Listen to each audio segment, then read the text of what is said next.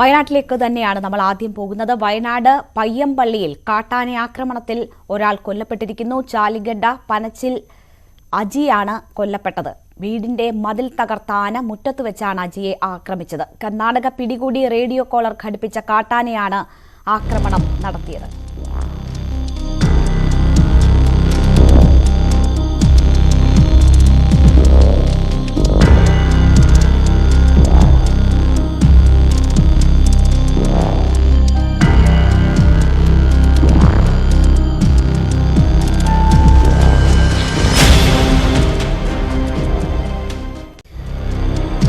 ആനയെ കണ്ട് ഭയന്നോടിയ അജി ഗേറ്റിൽ തട്ടി വീഴുന്നു. ആന പിന്തുടർന്ന് വന്ന് ആക്രമിക്കുന്നു. അതാണ് നമ്മൾ ഈ CCTV ദൃശ്യങ്ങളിൽ കാണുന്നത്. കുട്ടികൾ ഉൾപ്പെടെയുള്ളവരെ ആ ദൃശ്യങ്ങളിൽ കാണാം. എന്തായാലും ഇപ്പോൾ മൃതദേഹം മാനന്തവാടി മെഡിക്കൽ കോളേജ് ആശുപത്രിയിലാണ് ഉള്ളത്. അവിടെ ആശുപത്രിയിൽ നാട്ടുകാർ വലിയ രീതിയിൽ പ്രതിഷേധവും ഉയർത്തുന്നുണ്ട്. സംഭവത്തിൽ അടിയന്തര അന്വേഷണത്തിന് ഉത്തരവിട്ടു വനം മന്ത്രി AK ശശീന്ദ്രൻ സ്ഥിതിഗതികൾ വിലയിരുത്താൻ അടിയന്തര യോഗം ചേരുമെന്നും അറിയിച്ചിട്ടുണ്ട്. കൂടുതൽ ദൌത്യ സംഘത്തെ അയച്ച് ഇപ്പോഴത്തെ അവസ്ഥ പരിഹരിക്കുമെന്നും ആനയെ കാട്ടിലേക്ക് തിരികെ അയക്കാനാണ് ശ്രമമെന്നും മന്ത്രി പറഞ്ഞു. വളരെയേറെ വേദനിപ്പിക്കുകയും ഉത്കണ്ഠക്ക് വഴിവെക്കുകയും ചെയ്യുന്ന വാർത്തകളാണ് കഴിഞ്ഞ കുറേ ദിവസമായി വയനാട് മേഖലയിൽ നിന്നും വന്നുകൊണ്ടിരിക്കുന്നത്.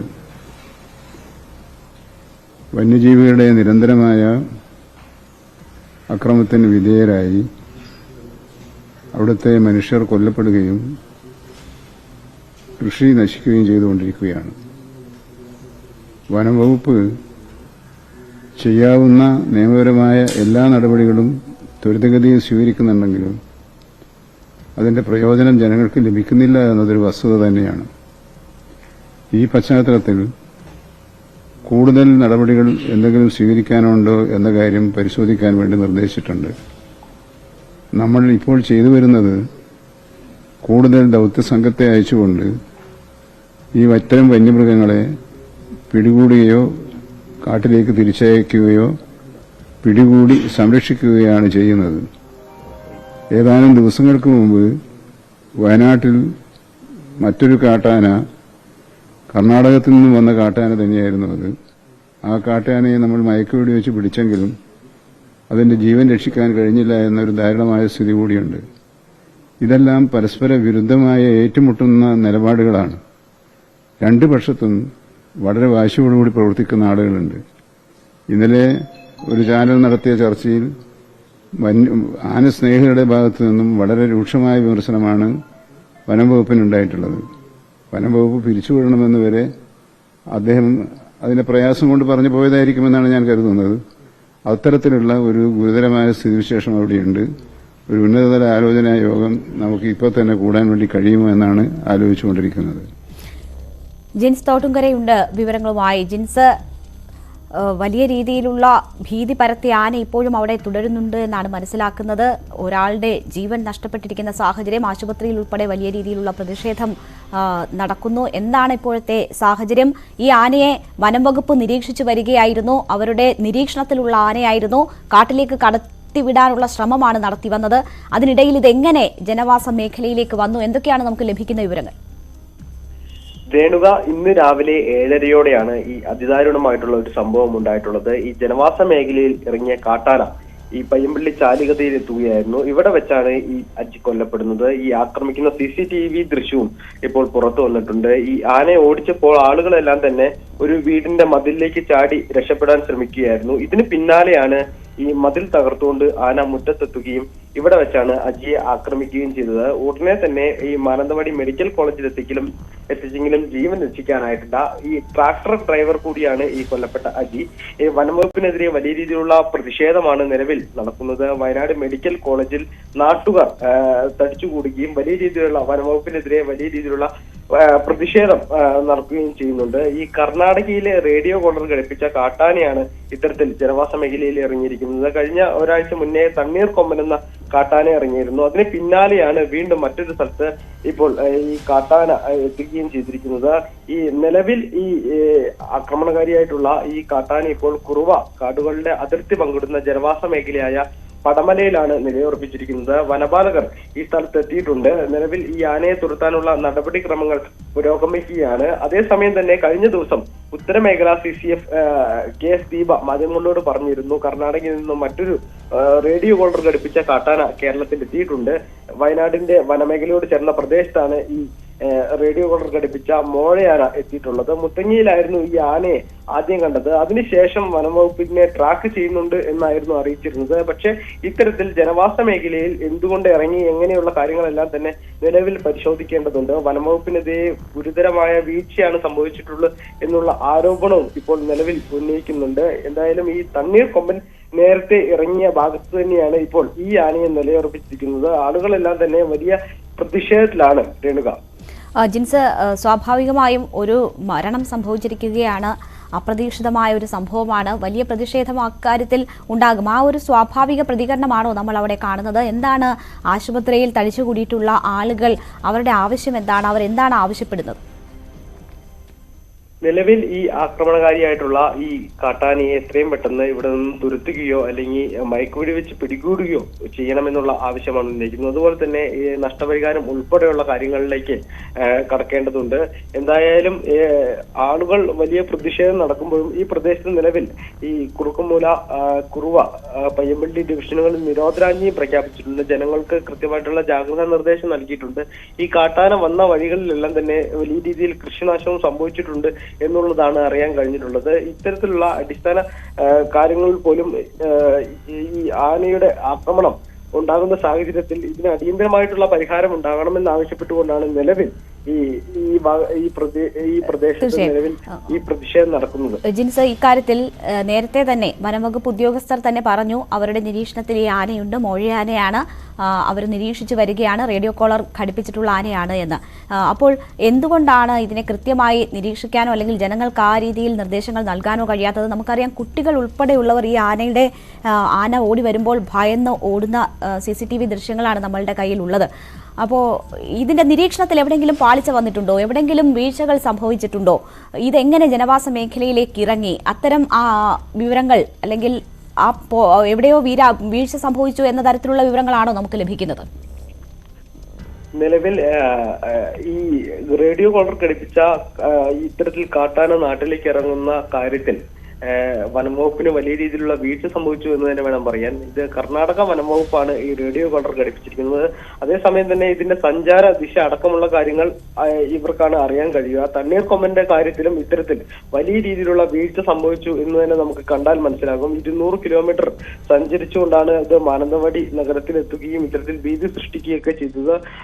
ഈ സാഹചര്യത്തിൽ നിലവിൽ ഇത്തരത്തിൽ വനംവകുപ്പ്, കർണാടക വനംവകുപ്പിന് വലിയ രീതിയിലുള്ള വീഴ്ച സംഭവിച്ചിട്ടുണ്ട്. ഈ കാര്യങ്ങളെല്ലാം കേരള വനം വകുപ്പിനെ അറിയിക്കാത്തതാണ് ഇത്തരത്തിലെ ഒരു പ്രതിസന്ധിയിലേക്ക് നേരിടുന്നത് എന്നാണ് നമുക്ക് മനസ്സിലാക്കാൻ കഴിയുന്നത്. എന്തായാലും ഇതിന്റെ സഞ്ചാരപാത അറിയാത്തതാണ് ഇത്തരത്തിൽ ജനവാസ മേഖലയിൽ ഇറങ്ങാനും ഇത്തരത്തിൽ ആക്രമണം ഉണ്ടാകാനും കാരണം എന്നുള്ളതാണ് മനസ്സിലാക്കുന്നത്. എന്തായാലും ഇതിനെ എത്രയും പെട്ടെന്ന് വനത്തിലേക്ക് തുരത്താനുള്ള നടപടികളിലേക്കാണ് കടക്കുന്നത്. നേരത്തെ തണ്ണീർക്കൊമ്പന്റെ കേസിൽ ഏകദേശം ജനവാസ മേഖലയിൽ നിന്നും 20 കിലോമീറ്റർ അകലെയായിരുന്നു കാടുണ്ടായിരുന്നെങ്കിൽ ഇത് തൊട്ടടുത്ത് തന്നെയാണ് കാടുള്ളത്. അതുകൊണ്ട് തന്നെ ഇതിനെ തുരത്തുക എന്നുള്ളത് എളുപ്പമായ കാര്യം തന്നെയാണ്.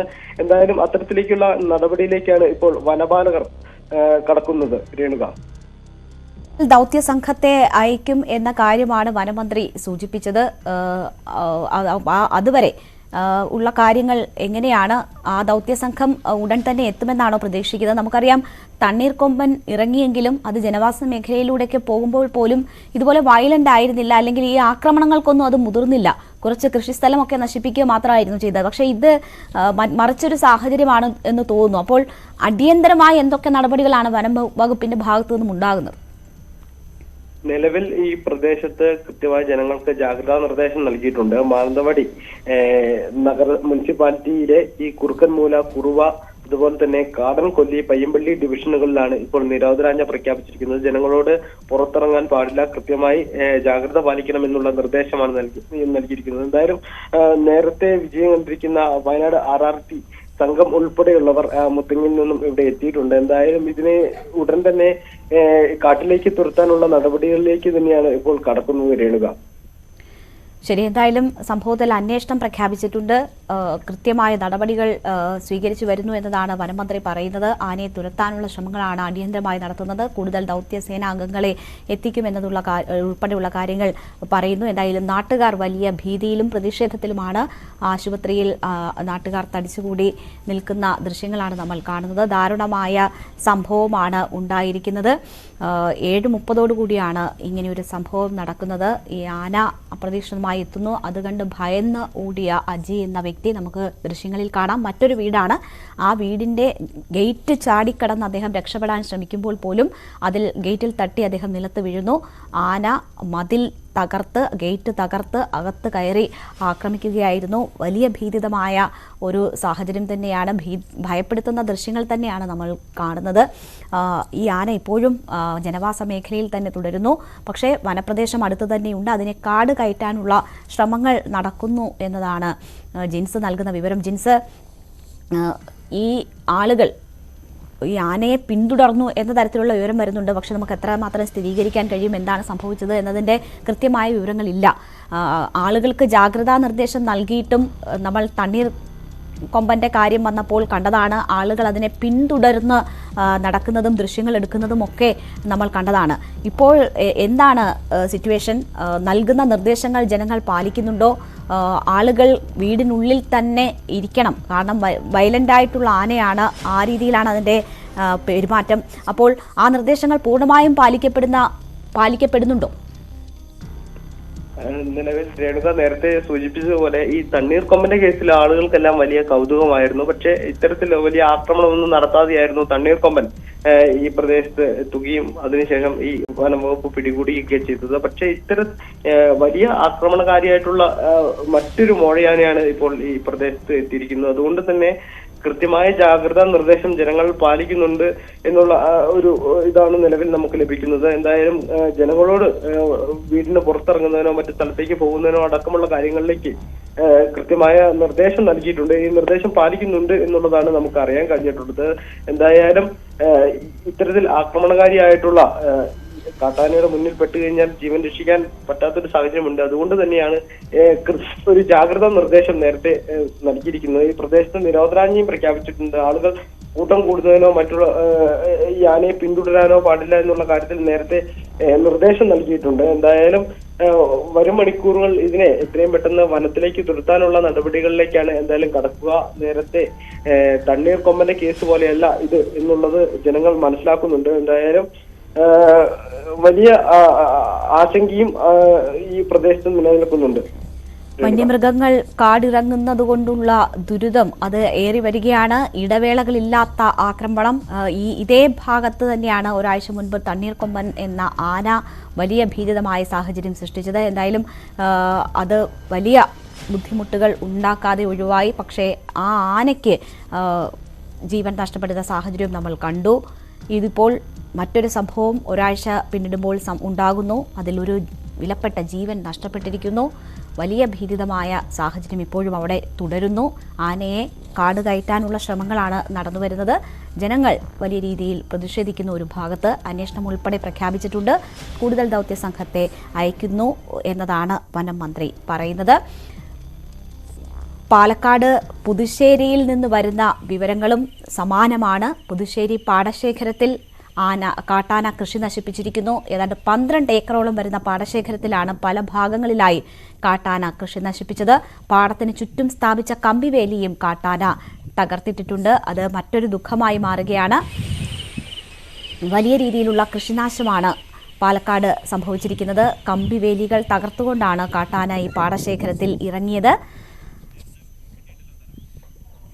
പലയിടങ്ങളിലായി കൃഷി നശിപ്പിച്ചതിന്റെ ദൃശ്യങ്ങളാണ് നമ്മൾ കാണുന്നത്. പുതുശ്ശേരി പാടശേഖരത്തിലാണ് കാട്ടാന ഈ രീതിയിൽ കൃഷി നശിപ്പിച്ചിരിക്കുന്നത്. ഏതാണ്ട് 12 ഏക്കറോളം വരുന്ന പാടശേഖരമാണ് ഇത്.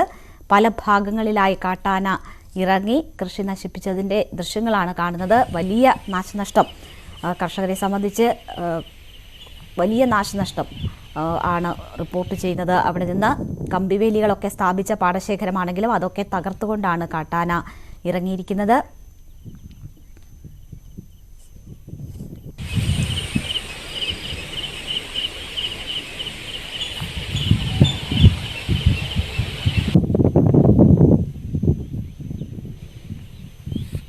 വലിയ രീതിയിലുള്ള ദുരിതമാണ് വന്യജീവികൾ കാടിറങ്ങുന്നത് മൂലമുണ്ടാകുന്നത്.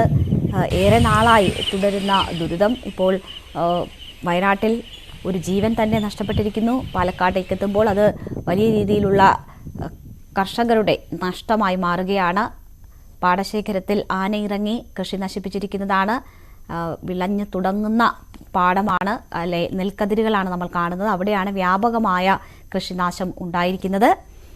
പലയിടങ്ങളിലും ആന ഇറങ്ങി കൃഷി നശിപ്പിച്ചിരിക്കുന്നതാണ് കാണുന്നത്. വലിയ നാശനഷ്ടം എന്തായാലും കർഷകരെ സംബന്ധിച്ച് ഉണ്ടായിട്ടുണ്ട്. നമ്മൾ ഇനി മറ്റു വാർത്തകളിലേക്ക് കൂടി പോവുകയാണ്. മാസപ്പടി വിവാദത്തിൽ എക്സാലോജിക്കിനെ വെള്ളപൂശി CPM രേഖ. വ്യക്തമായ കണക്കുകളോടെ ബാങ്കുകളിലൂടെ നടത്തിയ ഇടപാടെന്ന രേഖയിൽ പറയുന്നു. എന്നാൽ അതിനെ വക്രീകരിക്കാൻ ശ്രമിച്ചു. കമ്പനിക്ക് പോലും പരാതിയില്ലാത്ത വിഷയമാണെന്നും അവരുടെ വാദം പോലും കേൾക്കാതെയാണ് പ്രചാരണമെന്നും രേഖയിൽ വിമർശനമുണ്ട്. കേന്ദ്ര ഏജൻസികളെയും സ്ഥാപനങ്ങളെയും ഉപയോഗിച്ച് കള്ളക്കഥകൾ മെനയുകയാണെന്നും മുഖ്യമന്ത്രിയെ ഒറ്റ തിരിഞ്ഞാക്രമിച്ച് തേജോവധം ചെയ്യുകയാണെന്ന കുറ്റപ്പെടുത്തലും രേഖയിലുണ്ട്. VV അരുൺ വിവരങ്ങളുമായി ചേരുന്നു. അരുൺ, ഈ കാര്യങ്ങളിൽ ഇതുവരെ നേതാക്കൾ ഉൾപ്പെടെ നടത്തിയിരുന്ന ഒരു പ്രതികരണം അതുതന്നെയാണ് ഈ CPM രേഖയിലുമുള്ളത്. ഇത് രണ്ട് കമ്പനികൾ തമ്മിലുള്ള ഇടപാടാണ്. അതിന് വ്യക്തമായ കണക്കുകളുണ്ട്. ബാങ്കിലൂടെ നടന്ന ഇടപാടാണ്. ടാക്സ് അടച്ചിട്ടുണ്ട്. ഇതിപ്പോൾ പാർട്ടിക്കുള്ളിൽ ഔദ്യോഗികമായി കൊടുത്ത മറുപടിയാണോ, വിവരങ്ങളാണോ? എങ്ങനെയാണ് ഈ രേഖ ഈ ഇടപാടുകളെ ന്യായീകരിക്കുന്നത്?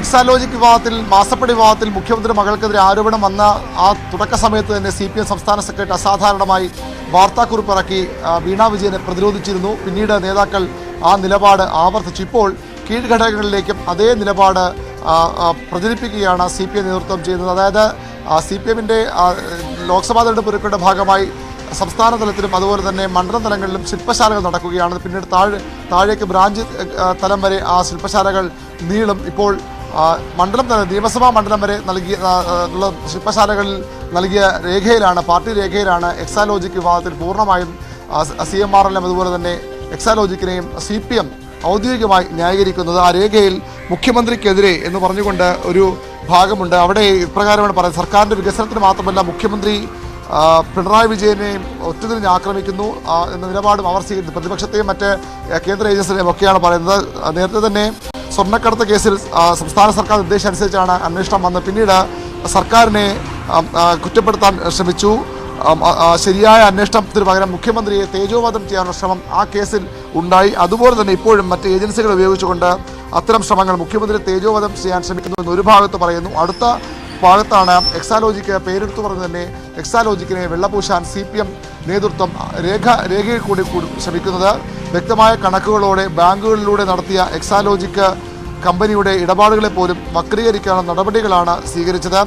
കമ്പനിക്ക് പോലും, അതായത് എക്സാലോജിക്കിനും അതുപോലെ തന്നെ CMRLനും പോലും പരാതി ഇല്ലാത്ത വിഷയത്തിൽ ഇക്കാര്യത്തിൽ അവരുടെ വാദം പോലും കേൾക്കാതെയാണ് പ്രചരണം നടത്തിയത്. ഇത് സംസ്ഥാനത്തെ വികസനം തടസ്സപ്പെടുത്താനുള്ള വിചിത്രമായ വാദവും ഈ രേഖയിൽ CPM ഉന്നയിക്കുന്നത്. അതായത് എക്സാലോജിക് ന്യായീകരിക്കുന്നത് മാത്രമല്ല, എക്സാലോജിക്കിനെതിരെയുള്ള കേസുകൾ, ആ പ്രചരണമൊക്കെ സംസ്ഥാനത്തെ വികസനത്തെ പോലും ബാധിക്കുന്ന ഒന്നാണ് എന്ന വാദമാണ്, അസാധാരണമായ വാദമാണ് CPM നേതൃത്വം ഉന്നയിക്കുന്നത്. ഈ രേഖ മണ്ഡലം തലം വരെയുള്ള ശില്പശാലകളിൽ ചർച്ചയ്ക്കെടുക്കും. അവിടെ നേതാക്കൾ സംസാരിക്കുമ്പോൾ ഇക്കാര്യങ്ങൾ പറയും. പലയിടത്തും അത്തരം ചർച്ചകൾ നടക്കുന്നു എന്നാൽ എല്ലായിടത്തും നേതാക്കൾ പ്രസംഗിക്കുന്നുമില്ല. പക്ഷേ അതിനുശേഷം താഴോട്ട് ബ്രാഞ്ച് തലം വരെ അത്തരത്തിലുള്ള പ്രചരണം, എക്സാലോജിക്കിനെ വെള്ളപൂശി CMRLനെ വെള്ളപൂശിയുള്ള CPM നേതൃത്വത്തിൻ്റെ ഈ നിലപാട് കീഴ്ഘടകങ്ങളിൽ വരെ ബോധ്യപ്പെടുത്താനും അവരെയും വിശ്വാസത്തിലെടുക്കാനുമാണ് CPMന്റെ ശ്രമം. അരുൺ, ഇക്കാര്യത്തിൽ കോടിയേരി ബാലകൃഷ്ണന്റെ മക്കൾക്കെതിരെ ആരോപണം ഉണ്ടായപ്പോൾ സ്വീകരിച്ച സമീപനമല്ല സ്വീകരിക്കുന്നത് എന്ന പാർട്ടിക്കുള്ളിൽ തന്നെ വിമർശനങ്ങൾ ഉണ്ട് എന്ന വാർത്തകൾ വന്നിരുന്നു. ആ ഒരു സാഹചര്യത്തിൽ കൂടിയാണോ ഇത്തരം വിശദീകരണങ്ങൾ വീണ്ടും നടക്കുന്നത്? ഇതിപ്പോൾ ഒന്നും മറയ്ക്കാനില്ല എന്ന് പറയുമ്പോൾ പോലും വീണ്ടും കോടതിയെ സമീപിച്ച കർണാടക ഹൈക്കോടതിയെ സമീപിച്ച ഒരു സാഹചര്യം കൂടി നിൽക്കുന്നു. അക്കാര്യങ്ങളെ സംബന്ധിച്ച് എന്തെങ്കിലും വിശദീകരണം ഈ രേഖയിലുണ്ടോ?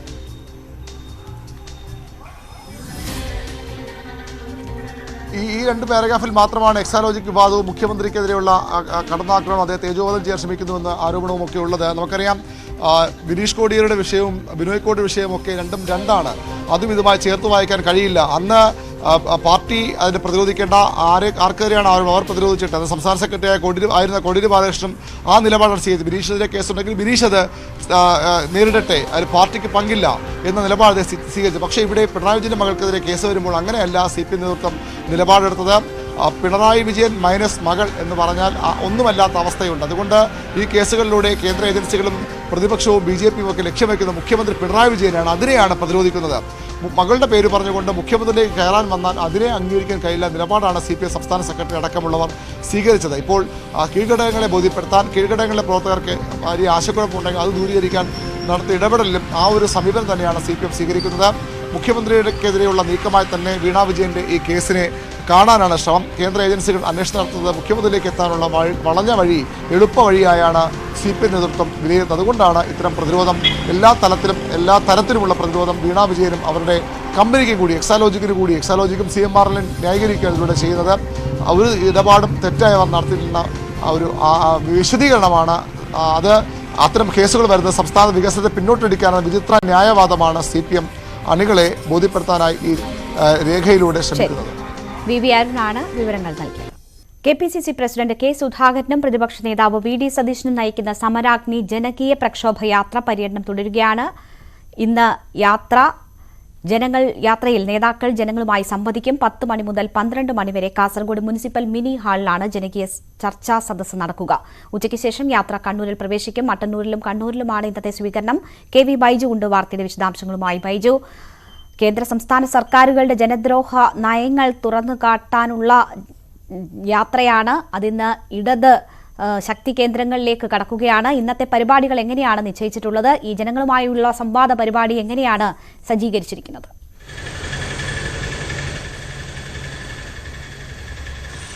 രേണുക, KPCCയുടെ സമരാഗ്നി പരിപാടിക്ക് ഇന്നലെ കാസർഗോട്ട് തുടക്കമായിരിക്കുന്നു.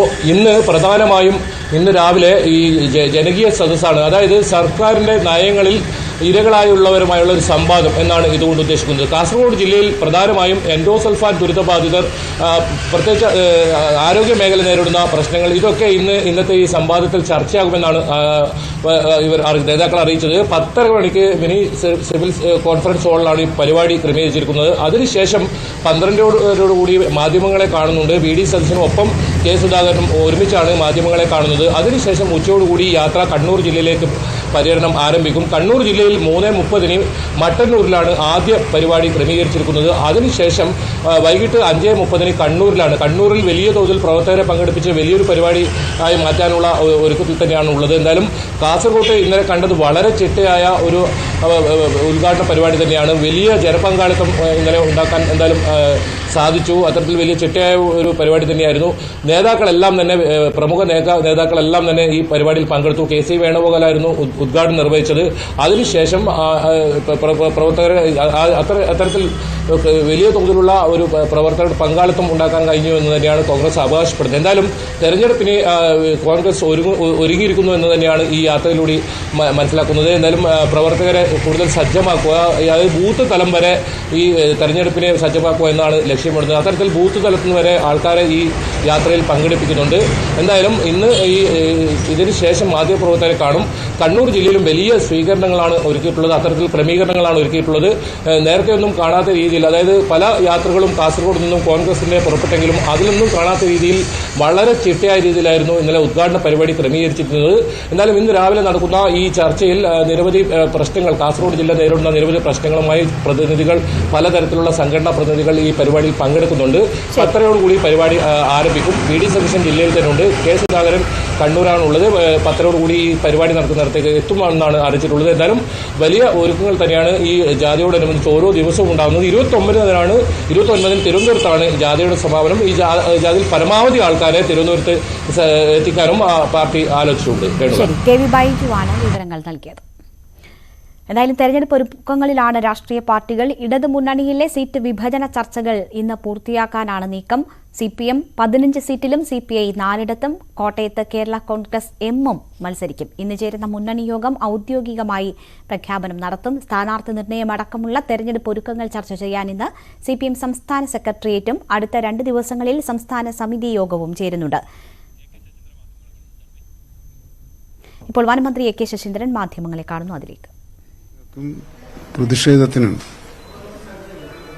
ഇടയാക്കിയ സംഭവവികാസങ്ങളാണ് വയനാട് മേഖലയിലെ കർഷകരുടെ ഇന്നത്തെ അനുഭവമെന്നാണ് ഇപ്പോൾ കിട്ടിയ വാർത്തകളും നമ്മെ ഓർമ്മിപ്പിക്കുന്നത്. സ്വാഭാവികമായും ഒരു ജനസമൂഹം എന്നുള്ള നിലയിൽ അവർ പ്രതിഷേധിക്കുന്നതിനെ കുറ്റപ്പെടുത്താൻ നമുക്കാർക്കും സാധ്യമല്ല. അത്രയും ഗുരുതരമായ അവസ്ഥയാണ് അവർ നേരിട്ടുകൊണ്ടിരിക്കുന്നത്. കഴിഞ്ഞ ഏതാനും ദിവസം മുമ്പ് സമാനമായ രീതിയിൽ ഒരു തണ്ണീർക്കൊമ്പൻ, കർണാടകയുടെ കോളർ ID ഘടിപ്പിച്ച തണ്ണീർക്കൊമ്പൻ വയനാട് മേഖലയിൽ വരികയും ഒടുവിൽ അത് ദാരുണമായി മരിക്കുകയും ചെയ്ത സംഭവമാണ് നമ്മുടെ മുമ്പിൽ മറ്റൊരു ഉദാഹരണം നിലനിൽക്കുന്നത്. ഇത്തവണയും അതേ രൂപത്തിലുള്ള ആനയാണ് വന്നതെങ്കിലും അന്ന് തണ്ണീർക്കൊമ്പൻ ആരെയും ഉപദ്രവിച്ചിരുന്നില്ല. ഇത് വന്നു കയറിയ ഉടനെ തന്നെ ഒരു വീട്ടിലെ മുറ്റത്ത് മതിൽ തകർത്ത് കടന്നു ചെന്ന് ഗൃഹനാഥനെ ചവിട്ടിക്കൊല്ലുകയാണ് ഉണ്ടായത്. അതൊരു വലിയ നഷ്ടം തന്നെയാണ്. ഈ ഘട്ടത്തിൽ ഈ കാട്ടാനയെ എന്ത് ചെയ്യണം എന്നതാണ് ആദ്യമായി ആലോചിക്കാനുള്ളത്. മയക്കുവെടി വെച്ച് പിടികൂടി ഉൾക്കാട്ടിലേക്ക് അയക്കണമോ എല്ലാ ആനപരിപാലന കേന്ദ്രത്തിൽ കൊണ്ടുപോയി ചികിത്സിക്കണമോ എന്നൊരു പ്രശ്നമുണ്ട്. ഇത് സംബന്ധിച്ച തീരുമാനം അല്പസമയത്തിനുള്ളിൽ തന്നെ ബന്ധപ്പെട്ട ഉദ്യോഗസ്ഥന്മാർ കൂടിയാലോചിച്ച് തീരുമാനമെടുക്കുന്നതാണ്. അതിന് കാലതാമസം ഉണ്ടാവുകയില്ല. വയനാട്ടിലെ കർഷക സമൂഹം നേരിടുന്ന പ്രശ്നം സംബന്ധിച്ച്, ഗുരുതരാവസ്ഥയെ സംബന്ധിച്ച് ബഹുമാനപ്പെട്ട മുഖ്യമന്ത്രിയുമായി ഞാൻ രാവിലെ സംസാരിച്ചു. അവിടെ സ്വീകരിക്കേണ്ട നടപടികൾ സംബന്ധിച്ച് മുഖ്യമന്ത്രിയുടെ ഓഫീസ് തന്നെ ഇടപെടും എന്നാണ് അദ്ദേഹം എന്നെ അറിയിച്ചിട്ടുള്ളത്.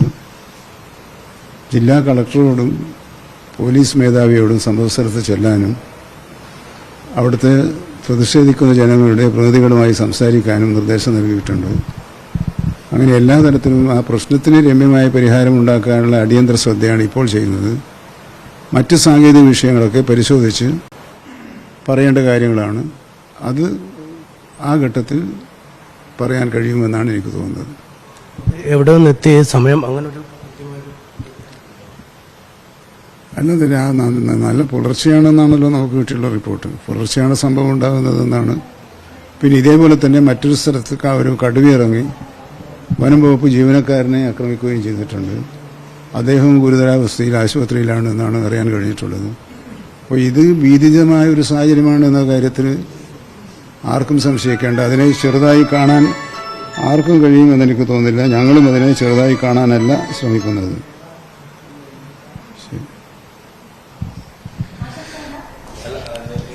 വനം ഇപ്പോൾ മാധ്യമങ്ങളെ കണ്ടിരിക്കുന്നത്. അങ്ങേയറ്റം ഭീതിജനകമായ ഒരു സാഹചര്യം വയനാട്ടിൽ നിലനിൽക്കുന്നു. മുഖ്യമന്ത്രിയുടെ ഓഫീസ് അടക്കം വിഷയത്തിൽ ഇടപെട്ടിട്ടുണ്ട്. പ്രതിഷേധക്കാരുമായി ചർച്ച ചെയ്യാൻ ജില്ലാ കളക്ടറെയും പോലീസ് മേധാവിയെയും അയച്ചിട്ടുണ്ട് എന്ന് അദ്ദേഹം വ്യക്തമാക്കുന്നു. സാധാരണ കാട്ടിലോ അല്ലെങ്കിൽ കൃഷിയിടത്തിലോ കയറി നാശമുണ്ടാക്കുന്ന അല്ലെങ്കിൽ ആളപായം വരുത്തുന്ന ആന വീട്ടിനുള്ളിൽ കയറിയാണ് ഇപ്പോൾ, വീട്ടിലേക്ക് കടന്നാണ് ഇപ്പോൾ ഈ ആക്രമണം നടത്തിയിരിക്കുന്നത്. എന്തായാലും അങ്ങേയറ്റം ഗൗരവത്തോടുകൂടി തന്നെയാണ് സാഹചര്യം കണക്കിലെടുക്കുന്നതെന്നാണ് വനമന്ത്രി പറയുന്നത്.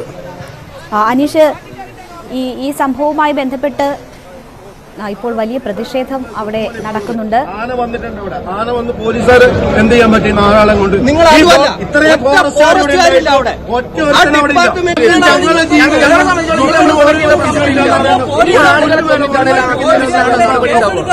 കളക്ടർ ഇല്ല, DMO ഇല്ല. കഴിഞ്ഞ ആഴ്ച ആന വന്ന പാറേക്കാലിലെത്തിയ കളക്ടർ 20 മിനിറ്റ് ഇവിടെ പോയി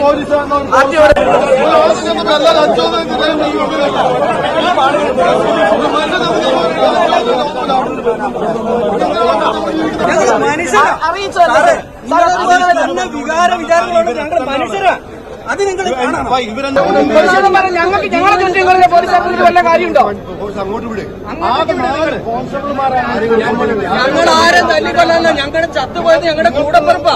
കാട്ടിക്കരി മരം മുറിക്കുകയാലും ഞങ്ങളുടെ അടുക്കുമ്പോൾ എല്ലാം ആനയത് സ്വന്തം വീട്ടിൽ കിടന്നുറങ്ങുമ്പോഴേ അല്ലെങ്കിൽ അവിടെ നിൽക്കുമ്പോഴാണ് ആന വന്ന് ചവിട്ടി കാട്ടിക്കറിയിട്ടാണ്. ഓക്കെ സർ, ഒരു കുഴപ്പമില്ല.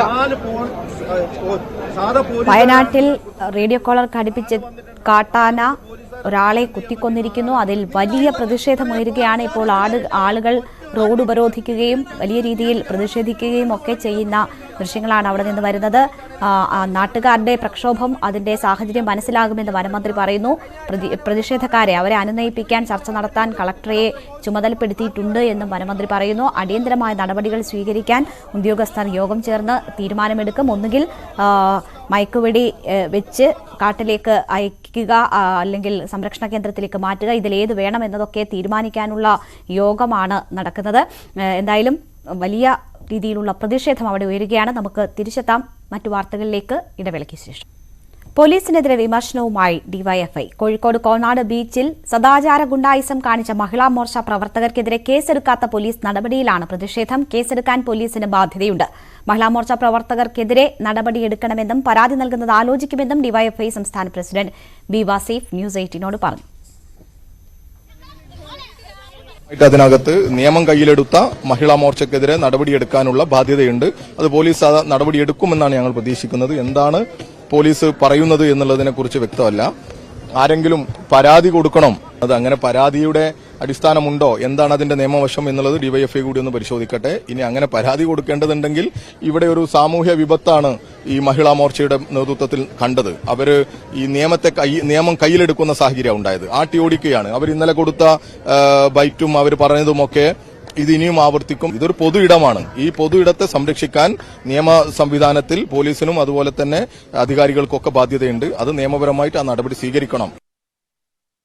അതേസമയം പ്രണയ ദിനത്തിലും കോഴിക്കോട് കോന്നാട് ബീച്ചിൽ കൂട്ടായ്മ സംഘടിപ്പിക്കാനാണ് ബിജെപിയുടെ നീക്കം. MS അനീഷ് കുമാർ വിവരങ്ങളുമായി ചേരുന്നു. അനീഷ്, പോലീസിന് വീഴ്ച സംഭവിച്ചു എന്ന വിമർശനം നേരത്തെ തന്നെ ഉയർന്നതാണ്. ഇപ്പോൾ ഡിവൈഎഫ്ഐ തന്നെ അത്തരമൊരു പരാതിയുമായി രംഗത്തെത്തുന്നു. എന്താണ് ഡിവൈഎഫ്ഐയുടെ നീക്കം? ഒപ്പം തുടർ പ്രക്ഷോഭം അല്ലെങ്കിൽ ഇത്തരം തുടർ സദാചാര പോലീസിംഗ് നടപടികൾ ആണോ ബിജെപി ഇനി ലക്ഷ്യമിടുന്നത്?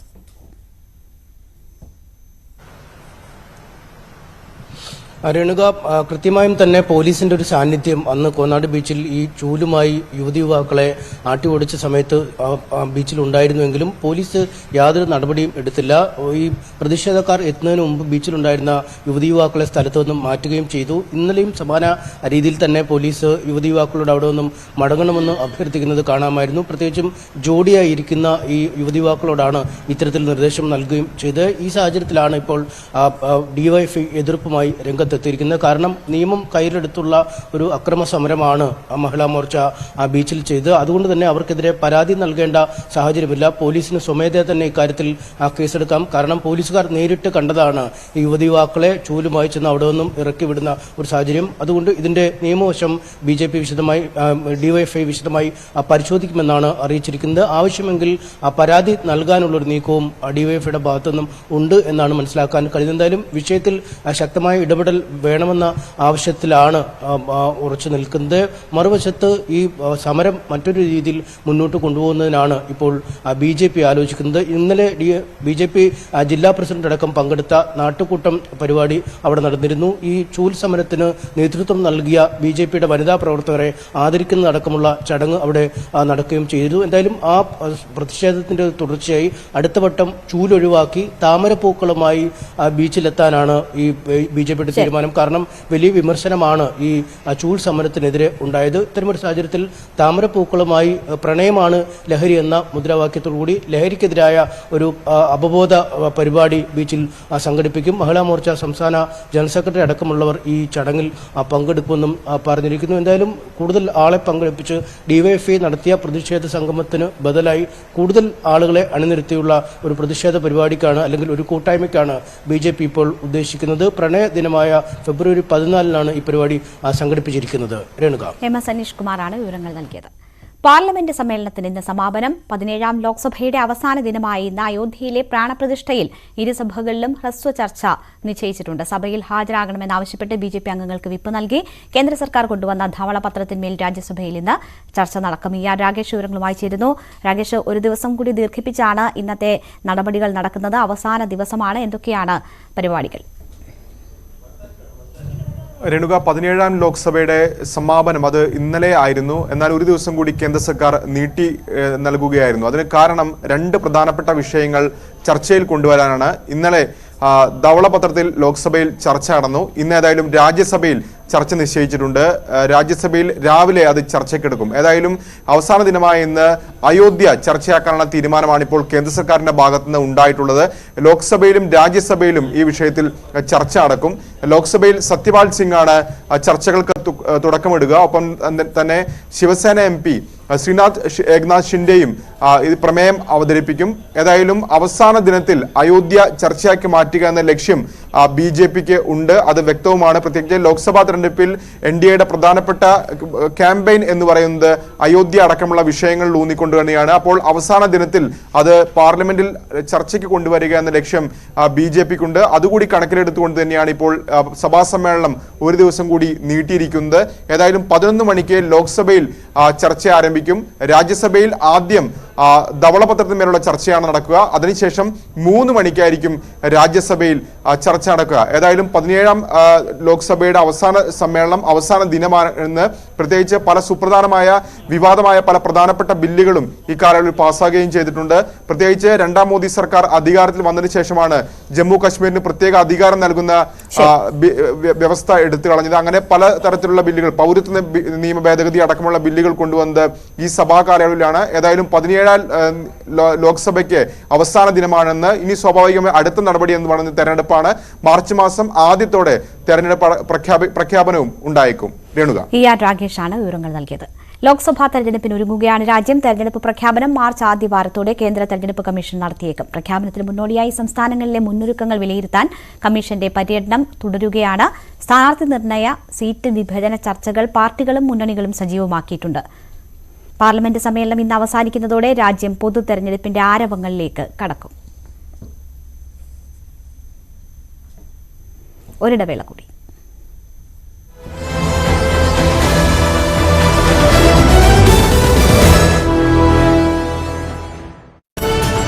എക്സാലോജിക്കിന്റെ ഹർജി കർണാടക ഹൈക്കോടതി തിങ്കളാഴ്ച പരിഗണിക്കും. ജസ്റ്റിസ് നാഗപ്രസന്നയുടെ ബെഞ്ചാണ് ഹർജി പരിഗണിക്കുക. രാവിലെ 10:30-നാണ് ഹർജി പരിഗണിക്കുക. കഴിഞ്ഞ ദിവസമാണ് എക്സാലോജിക് കർണാടക ഹൈക്കോടതിയെ സമീപിച്ചത്. മലപ്പുറം നിലമ്പൂർ നെടുങ്കയത്ത് പുഴയിലിറങ്ങിയ 2 കുട്ടികൾ മുങ്ങി മരിച്ചു. തിരൂർ കൽപ്പകഞ്ചേരി MSM സ്കൂളിലെ വിദ്യാർത്ഥിനികളാണ് മരിച്ചത്. 6ാം ക്ലാസ് വിദ്യാർത്ഥിനി ഫാത്തിമ മുർഷിന, 9ാം ക്ലാസ് വിദ്യാർത്ഥിനി ആയിഷ റുധ എന്നിവരാണ് മരിച്ചത്. സ്കൗട്ട് ആൻഡ് ഗൈഡ് ക്യാമ്പിന് വന്ന കുട്ടികളാണ് അപകടത്തിൽപ്പെട്ടത്.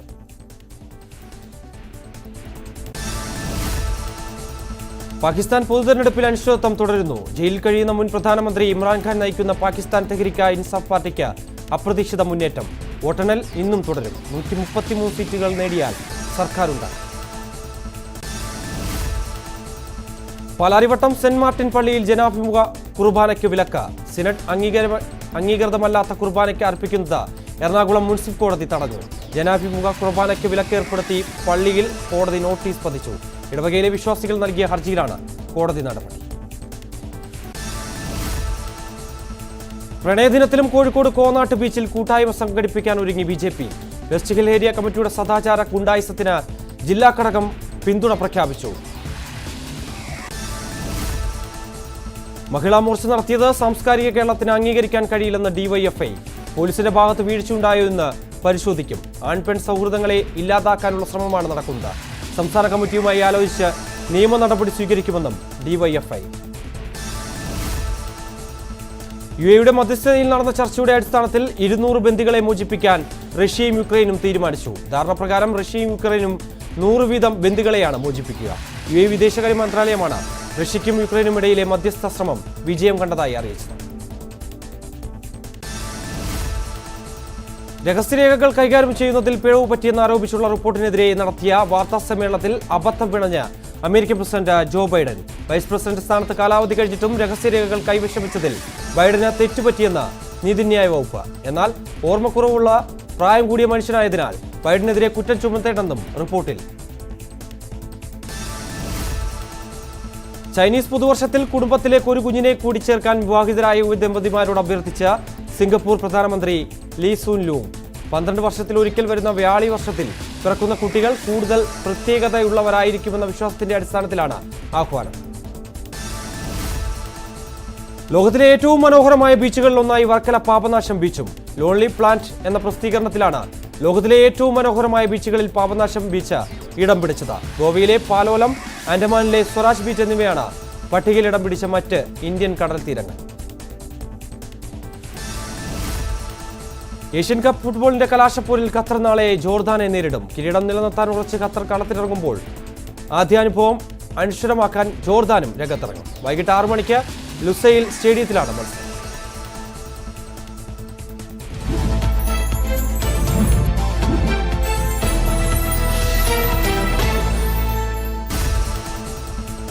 ഇടതുമുന്നണിയിലെ സീറ്റ് വിഭജന ചർച്ചകൾ ഇന്ന് പൂർത്തിയാകും. CPM 15 സീറ്റിലും CPI 4 കോട്ടയത്ത് കേരള കോൺഗ്രസും മത്സരിക്കും. ഇന്ന് ചേരുന്ന മുന്നണി യോഗം ഔദ്യോഗിക പ്രഖ്യാപനം നടത്തും. സ്ഥാനാർത്ഥി നിർണയം അടക്കമുള്ള തെരഞ്ഞെടുപ്പ് ഒരുക്കങ്ങൾ ചർച്ച ചെയ്യാൻ ഇന്ന് CPM സംസ്ഥാന സെക്രട്ടേറിയറ്റും അടുത്ത 2 ദിവസങ്ങളിൽ സംസ്ഥാന സമിതി യോഗവും ചേരുന്നുണ്ട്. CPIയുടെ സംസ്ഥാന കൗൺസിൽ യോഗവും ഇന്ന് ആരംഭിക്കും. KPCC പ്രസിഡന്റ് കെ സുധാകരൻ MPയും പ്രതിപക്ഷ നേതാവ് VD സതീശനും നയിക്കുന്ന ജനകീയ പ്രക്ഷോഭയാത്ര ഇന്ന് കണ്ണൂർ ജില്ലയിൽ 2 കേന്ദ്രങ്ങളിൽ ജില്ലയിൽ സ്വീകരണം ഏർപ്പെടുത്തും. ഉച്ചയ്ക്ക് ശേഷം 3:30